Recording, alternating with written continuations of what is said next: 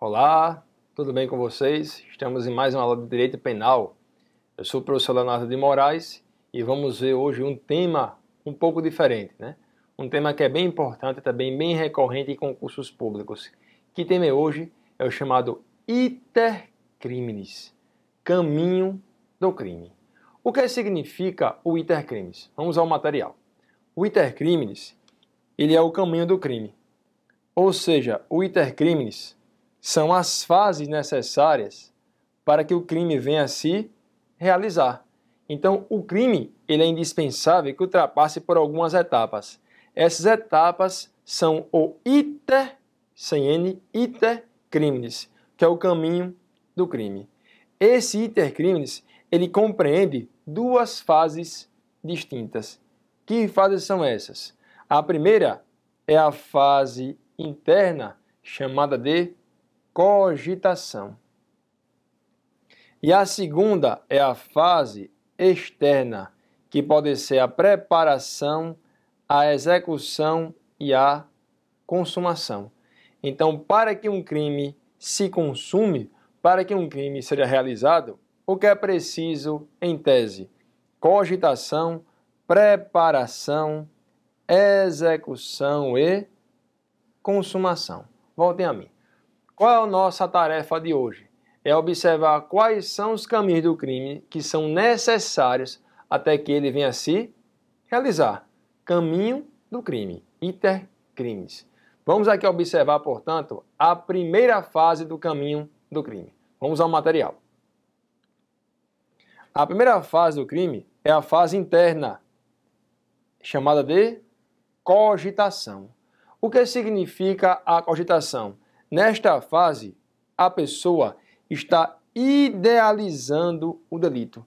A pessoa está mentalizando uma infração penal. Ela está pensando naquilo que ela vai praticar. Esta fase, que é a cogitação, por óbvio, é uma fase que é sempre interna, ela sempre está na cabeça do agente. Por consequência, essa fase não é punida. Não se pode punir o pensamento. Então, voltem a mim. Enquanto o crime se mantiver na fase idealizadora, na fase mental, esse fato não será punido. Um princípio básico para a punição em direito é que a pessoa tire o pensamento, o exteriorize. Aí sim poderá haver a punição. Eu posso aqui pensar, por exemplo, que eu estou querendo matar, por exemplo, o câmera. Se eu estiver pensando nisso, ainda não será punível, porque enquanto o fato se mantiver em meu claustro psíquico, a punição não irá acontecer. Então a fase interna, que é a fase de cogitação, por óbvio, não é punível. Vamos agora ver a fase externa. Voltando ao material. A fase externa, ela começa pela preparação, também chamada de atos preparatórios. O que significa a preparação? São os atos materiais que antecedem a prática da infração penal. Então, voltem a mim. Sempre antes que a infração penal seja praticada, existem alguns atos que a antecedem. Esses atos materiais, esses atos necessários para que a infração penal se consume, é chamada de preparação. Se eu estou preparando um crime que vai ser cometido, eu já posso ser punido? A preparação é punível? É óbvio que não. Da mesma forma que não se pune o pensamento, também não se pune a preparação. Vamos aqui pensar no exemplo.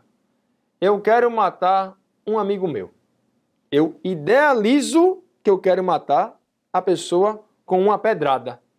Então, eu saio da minha casa, pego uma pedra, um paralelepípedo e coloco aqui no meu braço. Eu saio então andando com um paralelepípedo. Andar com paralelepípedo é o quê? É a preparação. é o ato material necessário à consumação do crime, a que eu venha praticar um delito. O fato de alguém me ver andando no meio da rua com uma pedra vai levar a minha punição? É óbvio que não, porque levar uma pedra é o ato necessário à prática do crime que eu quero praticar, que é o homicídio. Portanto, nem a cogitação e nem a preparação são atos puníveis. Voltando, portanto, ao material. Então, resta claro que a preparação ela não é punida. Com a preparação, o agente ainda não iniciou a execução do crime. É o caso em que eu falei da pessoa andar com uma pedra, tá bem? Entretanto, existem algumas situações em que a preparação já é um crime por si só. Há casos em que os atos preparatórios já constituem uma infração penal autônoma. A preparação já é um crime. Vamos aqui observar um exemplo. Imagine que a pessoa idealiza que quer matar outra com arma de fogo. Idealizou? Cogitação. Na hora que eu estou no caminho para matar a pessoa e estou andando com uma arma de fogo, o fato de alguém circular em via pública com arma na mão já é ou não é punível? É punível. Qual o crime aqui? Porte ilegal de arma de fogo. É o artigo 14 da Lei 10.826/2003. Então, quando eu ando com a arma na rua, eu estou preparando um homicídio que eu vou cometer. Mas o fato de alguém circular em via pública com arma de fogo já é um crime autônomo. Quer dizer, é um caso em que a preparação já é um crime autônomo. Outro exemplo é a questão da quadrilha ou bando. Se 4 ou mais pessoas se unem para cometer delitos, esta união já é punível. Previsão é o artigo 288 do Código Penal. A reunião estável de mais de 3 pessoas, ou seja, 4 ou mais pessoas, com o fim de cometer crimes, já é punível. Então é possível que a preparação já constitua, portanto, um crime autônomo. Sempre observe isso, que você pode cair, portanto, na sua prova. Uma outra fase, aliás, um outro elemento que se configura na fase externa, vamos aqui observar outra tela, é a chamada execução ou fase dos atos executórios. O que significa a execução? Aqui na execução, o agente ele inicia a agressão ao bem jurídico. Como assim? Voltem a mim. Na execução, ela começa quando o agente começa a agredir o bem jurídico. Ou seja, quando o agente começa a praticar o verbo. Quando o autor começa a constranger, quando o autor começa a matar, quando o autor começa a subtrair, daí sim se inicia a execução. Então, a execução é quando o bem jurídico, por exemplo, vida, começa a ser agredido. Então, imagine, eu quero matar alguém com uma pedra, eu mentalizo, ando com a pedra na rua, eu preparo, eu então pego a pedra e arremesso na pessoa. Na hora que eu arremesso a pedra na pessoa, eu já comecei a agredir o bem jurídico vida ou o bem jurídico, desculpe, integridade física. Neste momento, o fato já pode ser punível. Então, qual é a consequência? Na cogitação e na preparação, o ato não é punível. Quando o autor inicia a execução, o fato já pode ser punido, porque eu já iniciei a prática do crime, eu já iniciei a agressão ao bem jurídico. Eu comecei a praticar o verbo matar, o verbo lesionar e assim por diante. Voltando então ao material. O ato executório, ele possui 2 requisitos que são requisitos bem importantes. O primeiro requisito é que o ato deve ser idôneo. O que significa então um ato idôneo? É um ato que possui capacidade de lesionar o bem jurídico. É um ato que possui capacidade de lesionar um bem jurídico. Voltem aqui a mim. Então, o ato idôneo é um ato capaz. É um ato que possui capacidade de lesionar ao bem jurídico que se quer agredir. Você observa isso de acordo com o próprio caso concreto. Por quê? Se você observa, por exemplo, eu quero matar alguém com arma de fogo. Eu pego a arma e aponto para a pessoa e começo a atirar. Esse meu ato é capaz, esse ato de atirar, é capaz de lesionar o bem jurídico vida? É óbvio. Portanto, é um ato idôneo. Mas se eu tivesse, por exemplo, querendo matar alguma pessoa e fosse dar um tiro de festim, o festim é um ato que se reveste de capacidade para agredir o bem jurídico? É óbvio que não. Então, o primeiro requisito para que um ato seja executório é que ele seja idôneo. É um ato capaz de lesionar o bem jurídico. E qual o seu segundo requisito? Voltando então ao material, para a gente conceituar, que é um requisito bem fácil. Voltando ao material. O segundo requisito é que esse ato deve ser inequívoco, idôneo, mas inequívoco. O que é um ato inequívoco? É um ato em que não existem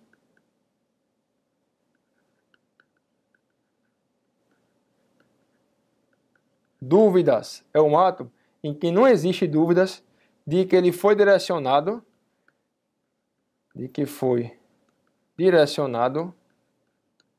a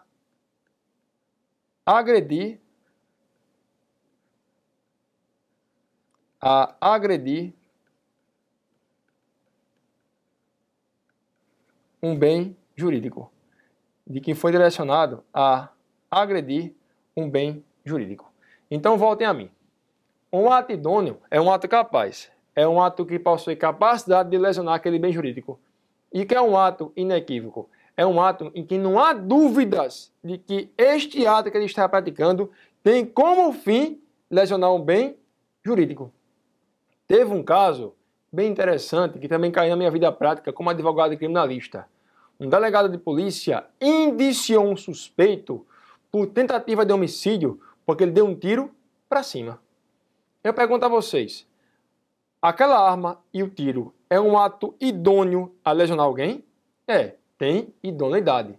Mas a minha pergunta, um tiro para cima é um ato que não paira dúvidas de que ele foi feito para matar a pessoa? Só se o delegado tiver a conclusão ou a convicção de que ele deu um tiro para cima, a bola vai cair em cima da cabeça do cara. Porque não tem como. Resultado, se o ato não for idôneo e ao mesmo tempo inequívoco, não haverá ato executório.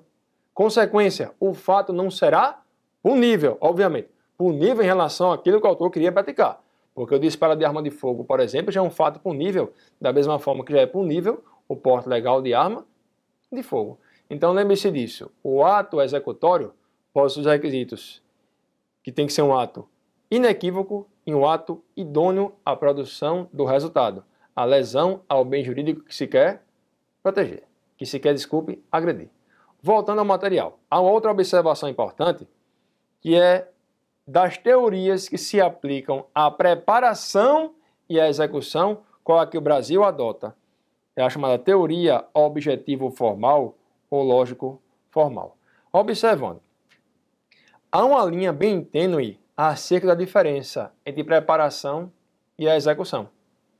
Há casos em que é praticamente impossível estabelecer a diferença, em que quando a gente prepara e quando ele começa a executar o crime, quando ele começa a agredir o bem jurídico. Então, das teorias que existem em relação à matéria, o Brasil majoritariamente adota uma teoria objetivo-formal ou lógico-formal. Quando se inicia a execução para esta teoria? A execução se inicia quando o agente inicia a agressão ao bem jurídico. É quando o autor começa a praticar o verbo matar, subtrair, constranger e assim por diante. Então esta é a teoria que o Brasil adota. Por que eu fiz questão de colocar isso aqui no seu material para que você não possa errar? Vou botar aqui embaixo uma observação. Que observação é essa? É que o direito penal brasileiro, ele não adota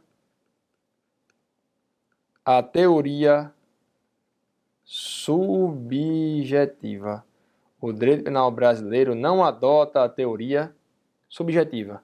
Que teoria é essa? Segundo esta teoria, para que haja punição, para que haja execução, basta a vontade do agente. Basta a vontade do agente. Então, voltem a mim. Para a teoria subjetiva, o que importa para que o fato seja punível é que o autor tenha a vontade de praticar o crime. Então, observe. Se por acaso eu mentalizo que quero matar alguém com uma pedra, se eu estou andando com uma pedra e eu falo, não, eu estou andando com uma pedra porque eu quero meter a pedra na cabeça de uma pessoa e quero matá-la. Neste momento o ato já é punível. Por que punível? Porque basta a minha vontade de cometer o crime. A teoria subjetiva não é aceita pelo Brasil. Por quê? Porque o fato de eu pensar que eu quero praticar um crime não significa que eu iniciei a agressão ao bem jurídico vida. A teoria objetivo formal deixa bem claro. Só haverá o início da execução quando eu inicio a agressão ao bem jurídico. E o fato de eu pensar não significa que eu vá efetivamente agredir este mesmo bem jurídico. Voltando então ao material, o próximo e último elemento do intercrimes, o elemento que compõe a fase externa, é a consumação.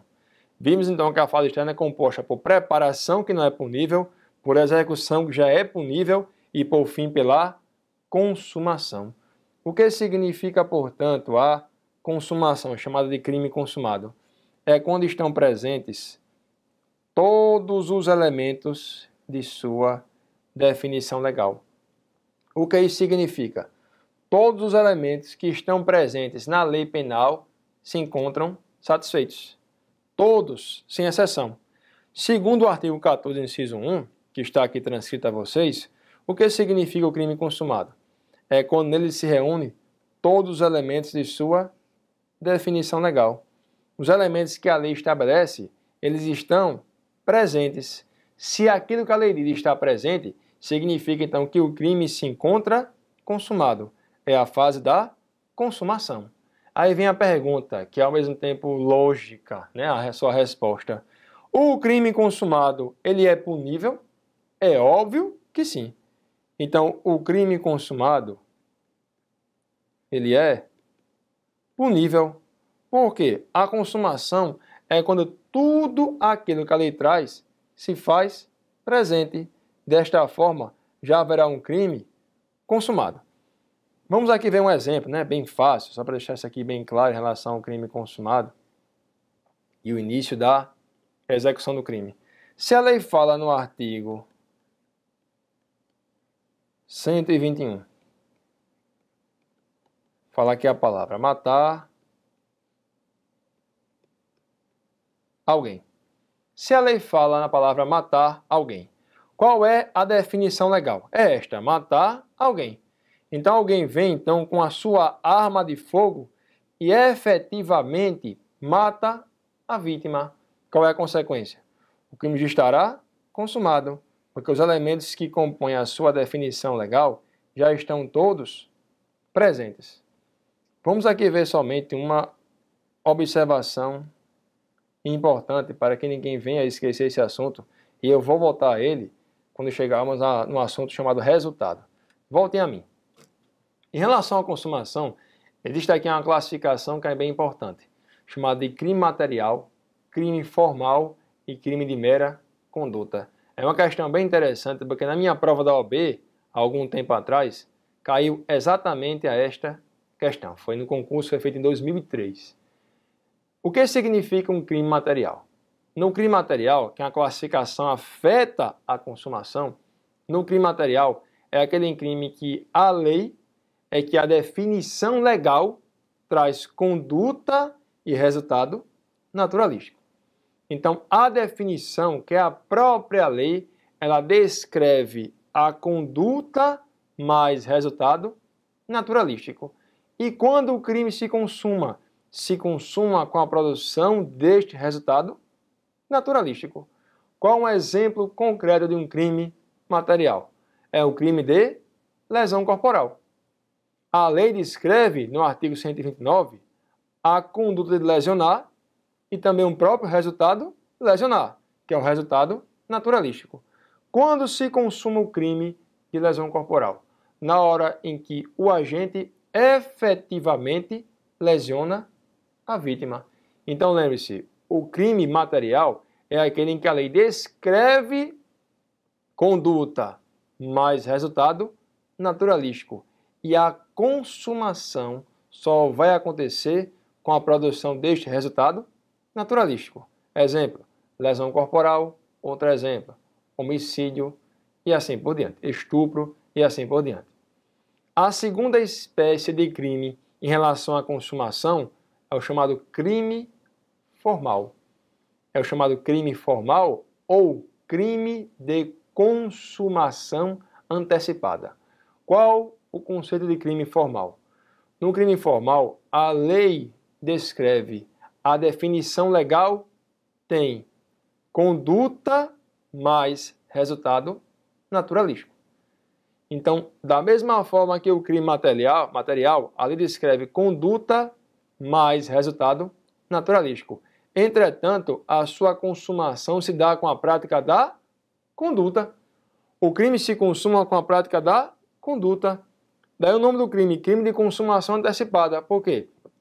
Porque apesar da lei descrever conduta mais resultado naturalístico, a consumação se antecipa para a prática da conduta e não para o resultado. Qual é que é o melhor exemplo? Crime de extorsão mediante sequestro. Na hora em que o agente está extorquindo a vítima através de um sequestro, por exemplo, o autor ele sequestra a vítima, liga para a família e exige um resgate. Exemplo, de 10 mil reais. É possível que a família pague ou não o resgate. Mas é a pergunta, o fato de o agente sequestrar a vítima e extorquir já levou à consumação do crime? Sim, porque ele se consuma com a conduta, mas é possível que o resultado, modificação no mundo físico, que é o pagamento do resgate, aconteça?